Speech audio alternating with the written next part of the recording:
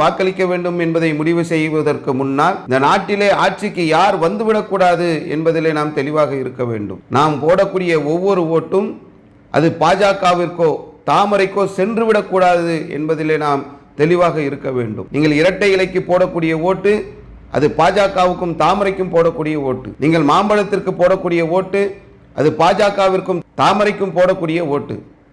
அவர்கள் தெளிவாக கூட்டணி வைத்திருக்கிறார்கள். விஜயுடைய மனசுல பாஜக தான் இருக்கிறது என்று சொல்லி பாஜகவில் இருக்கக்கூடிய குஷ்பு சொல்றாங்க. அதே மாதிரி விஜய் நம்மால்தான் என்று சொல்லி பாஜகவுடைய மத்திய அமைச்சராக இருக்கக்கூடிய பீஸ் கோயல் சொல்றார். நம்ம சொல்லல, பாஜகவில் உள்ள மத்திய அமைச்சர் சொல்றாரு விஜய் நம்மால்தான். அப்ப இதுக்கு பதில் சொல்லணும்ல. விஜயுடைய மனசுல பாஜக இருக்கிறதா, விஜய் பாஜகவுடைய ஆளுதானா என்பதை பதில் சொல்ல வேண்டிய இடத்தில் உள்ள விஜய் அவர்கள் அதை அமைதியாக கடந்து செல்கிறார். தமிழ்நாடு சட்டமன்ற தேர்தலை நாம் நெருங்கிவிட்டோம். இன்றைய கடைசி தினமான இன்று தேர்தலுடைய பிரச்சாரம் சூடுபிடித்து சென்று கொண்டிருக்கிறது. தமிழகம் முழுவதும் அரசியல் கட்சிகள் தங்களுடைய பிரச்சாரத்தை இன்றைய தினம் வலிமையாக முன்னெடுத்து சென்று கொண்டிருக்கக்கூடிய இந்த சூழ்நிலையில் வருகின்ற 23ஆம் தேதி நம்முடைய ஜனநாயக கடமையை நிறைவேற்றுவதற்கு தமிழ்நாட்டு மக்கள் அனைவரும் தயாராக இருக்கின்றார்கள்.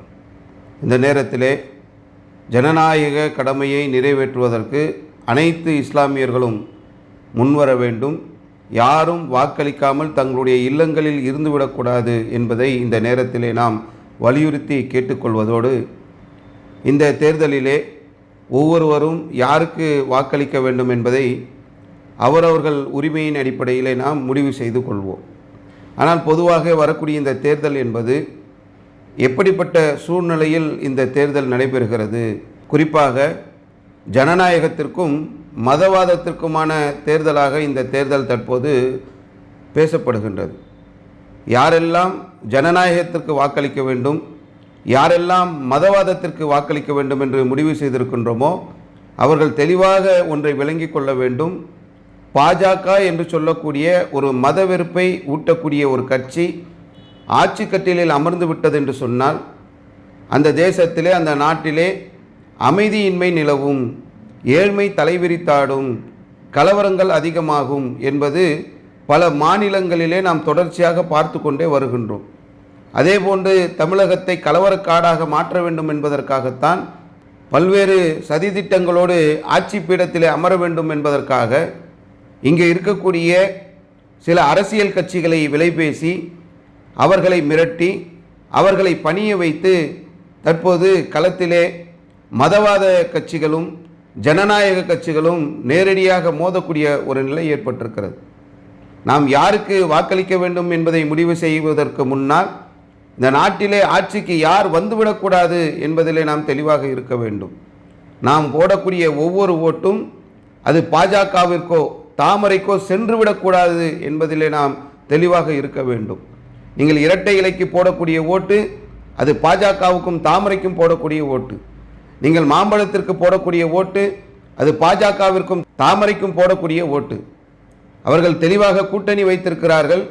அவர்களோடு நாங்கள் இணைய மாட்டோம், அவர்களுக்கு வாக்களிக்க மாட்டோம் என்று சொல்லிவிட்டு மறைமுகமாக கூட்டணி வைத்திருக்கக்கூடியவர்களோடு இணைந்து அவர்களுக்கு நாம் வாக்கு செலுத்தி அதன் மூலம் பாஜக ஆட்சிக்கு வருவதற்கு நாம் காரணமாக அமைந்து விடக்கூடாது. மறைமுகமான கூட்டணி என்று சொன்னால் அது எப்படி உங்களுக்கு தெரியும்? அது எதுவும் வெளிப்படையாக யாருமே பேசலையே. கூட்டணி என்று சொல்லுவது என்று சொன்னால் அது வெளிப்படையாக பேசப்பட்டிருக்க வேண்டுமே என்று நமக்குள்ள ஒரு எண்ணம் வரலாம். பொதுவாக பேசப்படக்கூடிய பேச்சுகளுக்கு இதுவரைக்கும் எதிர்ப்பு பதிலை சொல்லவில்லை என்பதுதான் நமக்கு முன்னால் இருக்கக்கூடிய ஒரு முக்கியமான சந்தேகம். விஜயுடைய மனசுல பாஜக தான் இருக்கிறது என்று சொல்லி பாஜகவில் இருக்கக்கூடிய குஷ்பு சொல்றாங்க.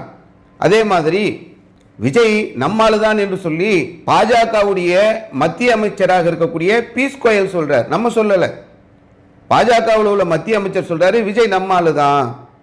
அப்ப இதுக்கு பதில் சொல்லணும்ல.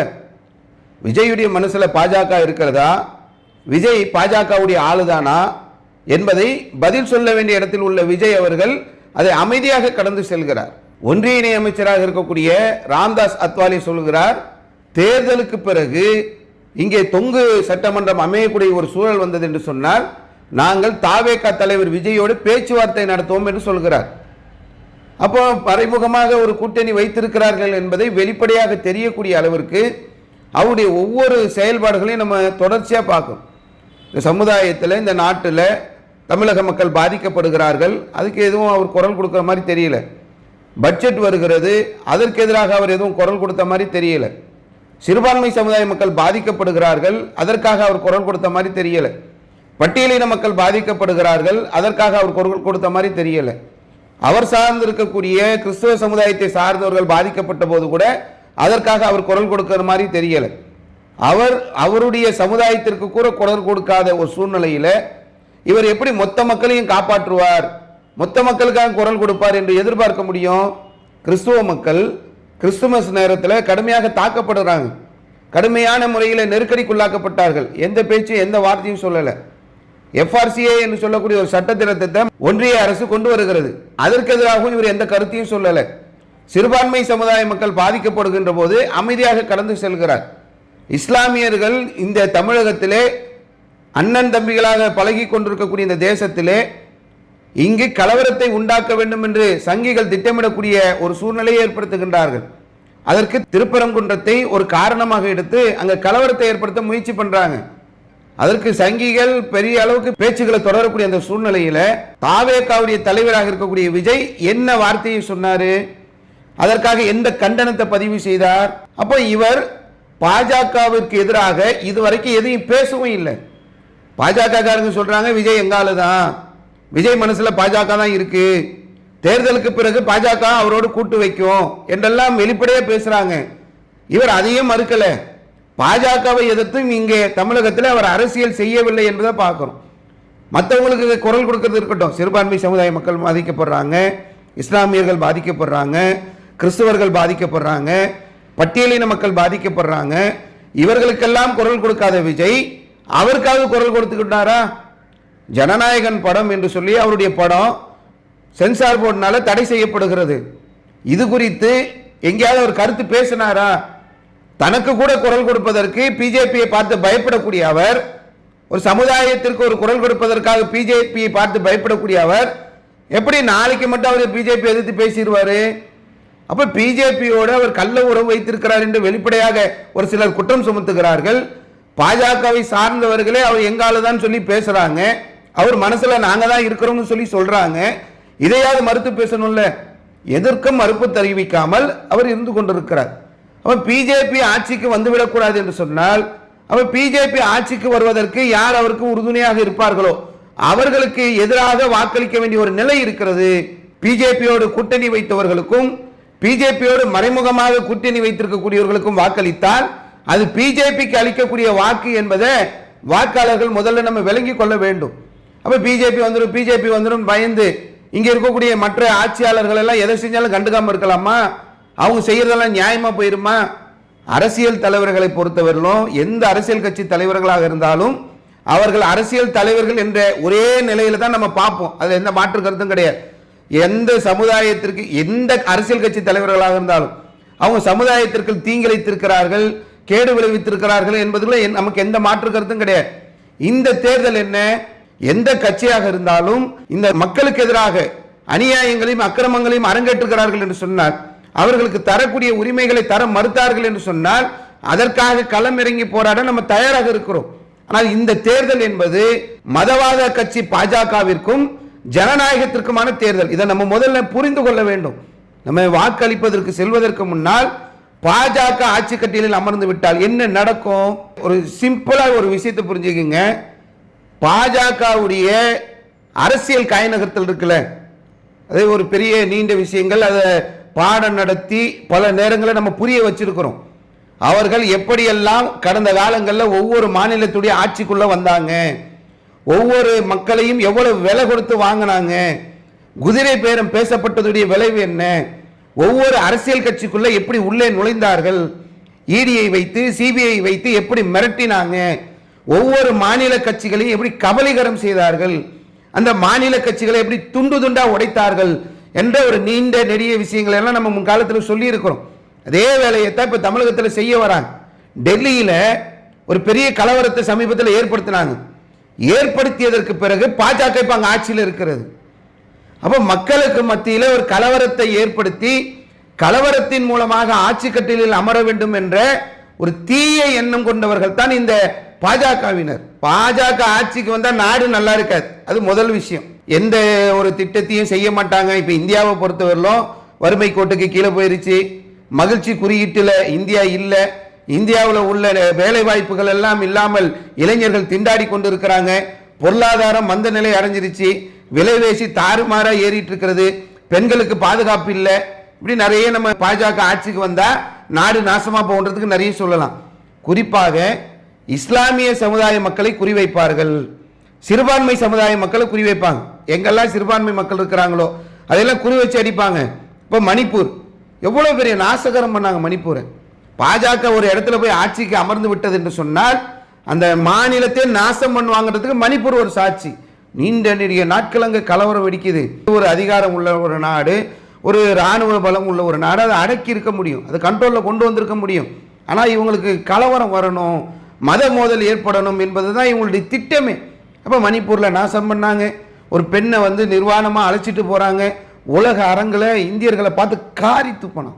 இதையெல்லாம் எவ்வளவு பேர் கண்டிச்சாங்க. அந்த பெண்ணை பாரத மாதாவாக கற்பிச்சு, பாரத மாதா பாரத மாதான்றீங்களப்பா, பாரத மாதாக்கு ஜெயன்றீங்களப்பா, இந்த பெண்ணை இப்படி அழைச்சிட்டு போறீங்களப்பான்னு காரி துப்பி இவ்வளவு செஞ்ச பிறகு இப்போ சமீபத்தில் பீகார்ல அதே மாதிரி ஒரு சம்பவத்தை அரங்கேற்றி இருக்கிறார்கள் என்று சொன்னால், இவர்கள் ஆட்சிக்கு வந்து விட்டார்கள் என்று சொன்னால், பாஜக ஆட்சி கட்டில் அமர்ந்து விட்டது என்று சொன்னால், அந்த நாடு அந்த தேசம் நிம்மதியா இருக்கவே இருக்காது. கலவர பூமியாக, கலவர தேசமாக மக்கள் எல்லாம் நிம்மதி இழக்கக்கூடிய ஒரு நிலையை ஏற்படுத்துவாங்க. பாஜக வந்தா என்ன செய்யும், பாஜக வந்தா என்ன செய்யும், பாஜக செய்ததெல்லாம் எடுத்து பாருங்க. அஸ்ஸாம்ல என்ன பண்ணி இருக்கிறாங்க, உத்தரகாண்ட்ல என்ன பண்ணி இருக்கிறாங்க, உத்தரப்பிரதேசத்தில் என்ன பண்ணி இருக்கிறாங்க, குஜராத்தில் என்ன பண்ணி இருக்கிறாங்க. பாஜக ஆட்சிக்கு வந்தது என்று சொன்னால் சர்வ நாசம், அனைத்தையுமே அழிக்கக்கூடிய, அனைவருடைய நிம்மதியை கெடுக்கக்கூடிய ஒரு வேலையை இந்த பாஜக செய்யும் என்பதற்கு இந்தியாவில் பல வரலாறுகள், பல சம்பவங்கள் இருக்கிறது. அதை கருத்தில் வைத்துத்தான் நம்ம இந்த சட்டமன்ற தேர்தலில் வாக்களிக்கணும். பாஜக வந்துவிடக்கூடாது. பாஜக வருவதற்கு காரணமாக இருக்கக்கூடிய கூட்டணி கட்சிகளும் வந்துவிடக்கூடாது. பாஜகவோடு மறைமுகமாக கூட்டணி வைத்திருக்கிறவர்களுக்கு நம்ம வாக்களித்தாலும் அது பாஜகவுக்கு நம்ம அளிக்கக்கூடிய வாக்குதான் என்பதை விளங்கணும். முதல்ல தமிழர்களாக இருக்கக்கூடியவர்களுடைய நலன்ல கொஞ்சம் கூட அக்கறை இல்லாதவர்கள் பாஜகவினர். இது முதல்ல தமிழ்நாட்டு மக்கள் விளங்கணும். இந்த மாநில உரிமைகள் மீது கை வைக்கக்கூடியவங்க, இந்த மாநில மக்களுடைய நலன்கள் மீது கை வைக்கக்கூடியவங்க. இப்ப சமீபத்தில் தொகுதி மறுவரைன்னு ஒன்று கொண்டு வந்தாங்க. என்ன காரணம், தென்னிந்தியாவை மொத்தமா ஓரங்கட்டிட்டு அவர்களுடைய அதிகாரத்தை எல்லாம் பறிச்சுட்டு எல்லா அதிகாரத்தையும் வட மாநிலத்தில் கொடுத்துட்டு வட மாநிலத்தை வைத்து ஆட்சி செய்யலாம். நம்ம கொடுக்கிறோம் நம்முடைய உரிமை, ஜனநாயக உரிமையை நிறைவேற்றுவதற்காகத்தான் நாம் வாக்களிக்க செல்கிறோம். நம்முடைய வாக்குகளை எல்லாம் செல்லா காசாக ஆக்கக்கூடிய அந்த திட்டம் தான் தொகுதி மறுவரையறை. ஒரு மோசமான ஒரு சட்ட திட்டத்தை கொண்டு வரதுக்கு முயற்சி பண்றாங்க. அதை எதிர்த்து எதிர்கட்சிகள் வாக்களித்தா இது பெண்களுடைய 33% இடஒதுக்கீடை பறித்து விட்டார்கள் பிரச்சாரம் பண்ணிட்டு இருக்கான். எவ்வளவு பெரிய அயோக்கியத்தனம் பண்றாங்க பாத்தீங்களா? நீ கொண்டு வந்த சட்டங்கள் என்ன, 3 சட்டத்தை கொண்டு வரேன்னா 3 மசோதாவையும் ஒரே நேரத்தில் தாக்கல் செய்து விட்டு தனித்தனியா பண்ணணும்ல. 2023 நிறைவேற்றப்பட்ட ஒரு சட்டத்தை ஏன் இதுக்குள்ள வச்ச? சிந்திக்காம மக்களை அப்படியே வழிகெடுத்து திசை மாற்றி கொண்டு போறதுக்கு இப்ப என்ன பண்றாங்கன்னா, பாஜகவுக்கு எதிராக உள்ள இந்த சிறுபான்மை சமுதாய வாக்குகள் இருக்குல்ல, அதை சிதறடிக்கிறதுக்காகத்தான் இப்போ சில கட்சிகளை பாஜக கையில் எடுக்கிறது. அப்ப இதை நம்ம விளங்கணும். பிஜேபியோடு மறைமுகமாக கூட்டணி வச்சிருந்தாலும் சரி, பிஜேபியோடு தெளிவான கூட்டணி வச்சிருந்தாலும் சரி, அவர்களுக்கு நம்முடைய வாக்குகள் போனது என்று சொன்னால் அது பாஜகவிற்கு செல்லக்கூடிய வாக்கு. நம்முடைய நாட்டை, நம்முடைய மாநிலத்தை, நம்முடைய மக்களை நாம் நாசமாக்கக்கூடிய ஒரு வேலையை செய்கிறோம். நம் கையில் வைக்கக்கூடிய அந்த துளி இருக்கிறது இல்ல, அந்த மைத்துளி, நம்முடைய கையில் வைக்கக்கூடிய அந்த மைத்துளி இருக்கிறது இல்ல, இது விஷமாக மாறிவிடக்கூடாது என்று சொன்னால் நாம் சிந்தித்து வாக்களிக்க வேண்டும். நம்முடைய ஜனநாயக உரிமையை, நம்முடைய ஜனநாயக கடமையை சரிவர நிறைவேற்றி நாட்டு மக்களுக்கான அரசை தான் நாம் தேர்ந்தெடுக்க வேண்டும். அதாவது எல்லா ஆட்சியாளர்களும் ஒரு மாதிரி இருப்பாங்க, எல்லாம் நல்லா இருக்காங்க, எல்லாம் கரெக்ட்னு நம்ம சொல்ல வரல. பாஜக என்று சொல்லக்கூடிய ஒரு விஷ ஜந்துவை உள்ள விட்டுட்டோம் சொன்னா நாடு நாசமா போயிடும். அதை விளங்கி வாக்களிக்க வேண்டும். ஜனநாயக கடமையை நிறைவேற்றுங்க. அந்த ஜனநாயக கடமையை நிறைவேற்றுவதற்கு செல்வதற்கு முன்னால் நம்முடைய பூத் நம்பர் எது, நம்முடைய பாட் நம்பர் என்ன, நம்முடைய வரிசை எண் என்ன, அதெல்லாம் எடுத்துக்குங்க. எல்லாமே வெளியில் ஸ்டால் போட்டிருப்பாங்க, அதிலே குறிச்சிக்குங்க. போகிறதுக்கு முன்னாடி என்னென்ன அடையாள அட்டைகள் நமக்கு கேட்டிருக்கிறாங்களோ அந்த அடையாள அட்டைகளை கொண்டு போங்க. நிறைய நேரம் நிற்கிற மாதிரி இருந்ததுன்னா தண்ணீரை கொண்டு போங்க. வெயிலில் நிற்கிற மாதிரி இருந்தால் கொடையை கொண்டு போங்க. கோடை காலமாக இருக்கிறது. பாதுகாப்பான முறையில் போய் வாக்களித்து விட்டு நம்முடைய ஜனநாயக உரிமையை நிறைவேற்றுங்க. நாட்டு மக்கள் மிகப்பெரிய ஒரு பாதிப்பை சந்தித்து விடாத அளவிற்கு உங்களுடைய வாக்குகள் இருக்க வேண்டும். அதை ஜனநாயக கடமையை நல்ல முறையில் நிறைவேற்ற வேண்டும் என்று சொல்லி நான் நினைத்துக் கொள்கின்றேன். அஸ்ஸலாமு அலைக்கும் வரஹ்மத்துல்லாஹ். அல்லாஹு அக்பர். அல்லாஹ்